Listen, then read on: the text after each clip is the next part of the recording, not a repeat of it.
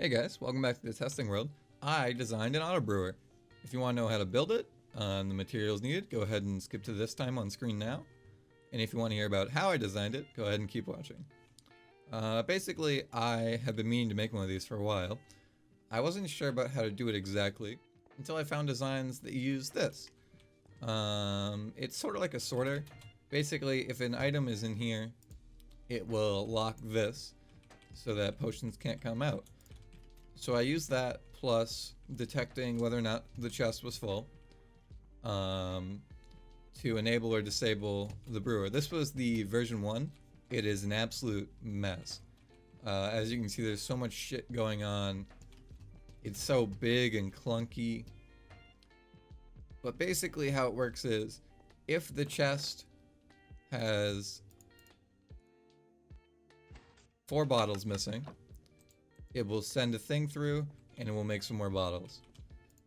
It checks whether or not the chest is empty and if nothing is being cooked currently. And that's how it's able to basically ping it every time the chest needs bottles and nothing is currently being brewed. I then tried to shrink this down in version 2. I got it to be 1 block shorter. Sadly, it's still by 4. Version 2 is a lot cleaner in my opinion. Still a little clunky. You have to go down. There's this weird barrel here full of swords, but it works just as well. This one's making water brewing potions. You know, maybe this one doesn't work.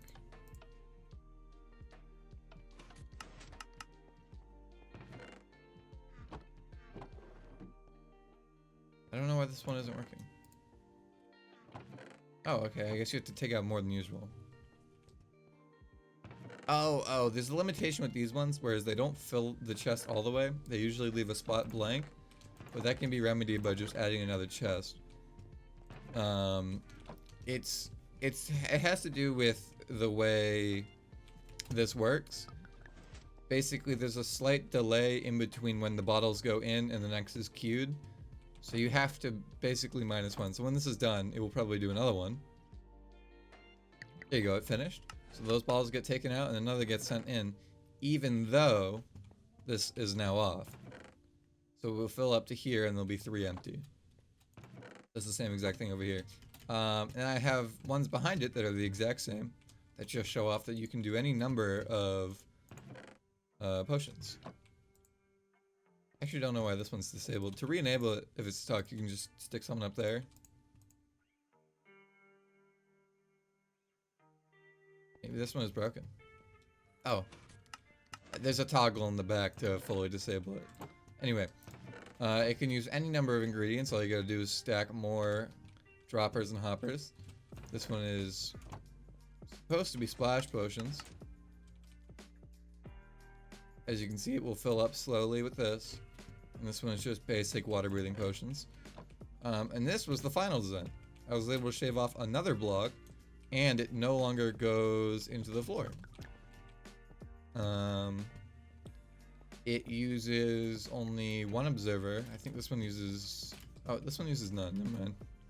It makes it a little cleaner with the observer. But basically, you put bottles in. It auto-fills those bottles with water. Those go ahead and get in here. It auto-fills with blaze powder. It auto-sorts the... what would you call them? It auto-sorts the ingredients into the correct order so that it can make the thing. And once it gets this low, it will start auto-making potions. All these are set up for water breathing except for the first one, which is Splash Potion of Weakness. I'm mainly designing this so I can have potions of weakness for my villagers. And I intend to make them lingering potions so I can put them on arrows. I think that's all I want to talk about. I increased the tick rate so that this would go a little faster. But basically, the way this works is, this chest has a comparator detecting whether or not it's full. If the chest is full, this torch is off.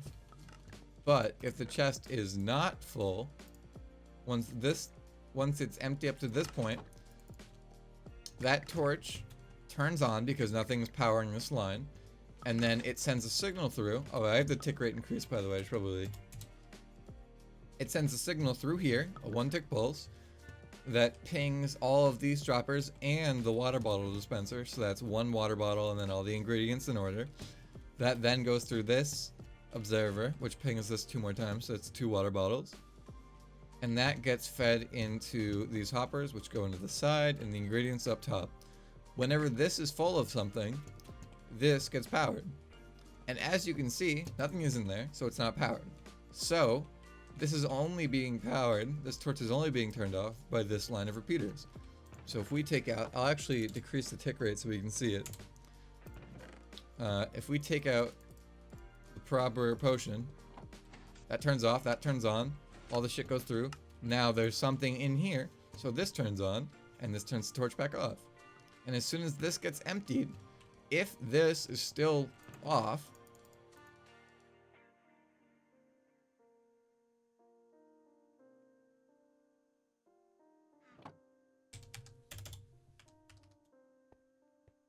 if the chest is still empty, this will flash off real quick, which will turn that torch on. See? And that will keep going until the chest fills up. It's pretty simple, and I think that's why it was so easy for me. I hate super complicated redstone devices. Yes, they can make the world super easy, but just learning to deal with them is so frustrating. And if you don't understand every mechanic, you have no idea how to fix it if it doesn't work. This is basic redstone. It's a basic AND gate. It's a monostable circuit, sends 1 pulse through. It just works, you know? I didn't expect it to do it so well. This one was an absolute bitch to figure out. First learning how I was supposed to do it. First setting up the AND gate, the monostable circuit. This one's super weird.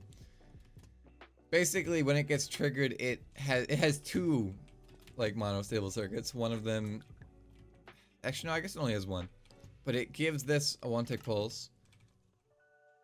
It's so weird. I don't know why I have it set up like this. I don't know what I was thinking, but as soon as I figured out the worst version, I could then step up and up to what is currently my best. So if you're having trouble designing something, try and make it as shittily as possible, just to understand how it would go. And then try and work your way up. Try and make it more compact, try and make it less confusing. Like, if you wanted to fucking debug this, have fun. Holy shit.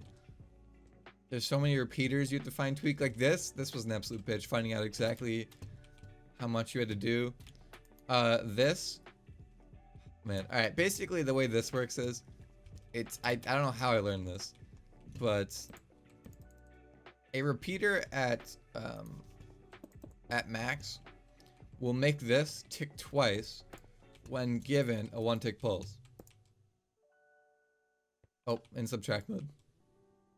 See, that's two pulses. So if I hook that up to a dispenser,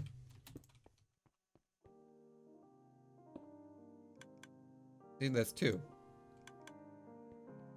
But the issue is, if it's too close to the line, oh, I guess that's fine. But say it's like here. Pretty sure this doesn't. See, now that only ticks once. Because this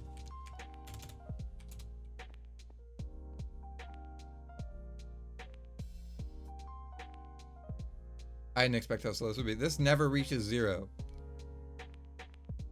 It just doesn't. I'm gonna. But this one does. Oh, sorry, this one. So these 2 never hit 0 until the very end. So they don't actually pulse. They're constantly on. So you need to be at least this far away. Right here. So any of these spots would trigger it. That was super fucking confusing doing this. and it's just a super dumb way of dispensing it, and this is so much simpler and just reasonable, you know? After I'm done talking, we'll show the build, and I'm sorry if you were listening throughout all this. I did say if you wanted to watch the build, just skip ahead. I just wanted to talk about building in general. If you're not a redstone builder, also I don't know why these blocks are here, they're not needed. If you're not a redstone builder and you have no idea where to start, just try and design something in any way. It literally doesn't need to be efficient. It doesn't need to be good. It just needs to do whatever you're trying to make it do. And as soon as it does what you want it to do, try and make it cleaner. Try and clean it up. Try and make it smaller. Try and use less confusing redstone. I think that's the best advice I can give to anyone who wants to make something. Because I would often feel like whenever I grabbed a redstone build off online, off the web, I wouldn't feel satisfied having it in my world, you know? It's like, yeah, it does what I want it to do, but I didn't make it. Someone else made it. It's as if you ask someone else to come into your world and make a thing for you. That's how I feel. So designing this and having it in front of me and being able to see that it works as intended makes me really happy. I pre-recorded the build. I think I have to redo it though because I kind of fucked up, but yeah, let's get into the build.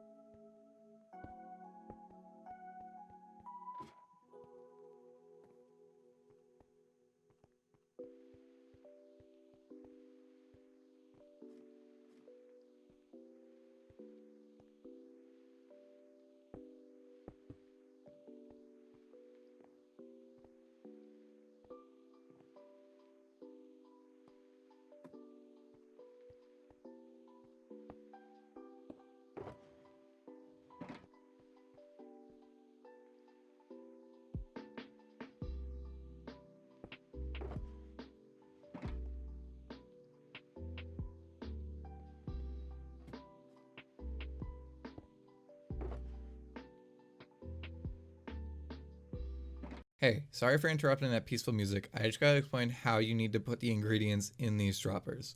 Your first ingredient in the recipe, this is usually like netherwort in this case, needs to go at the very top.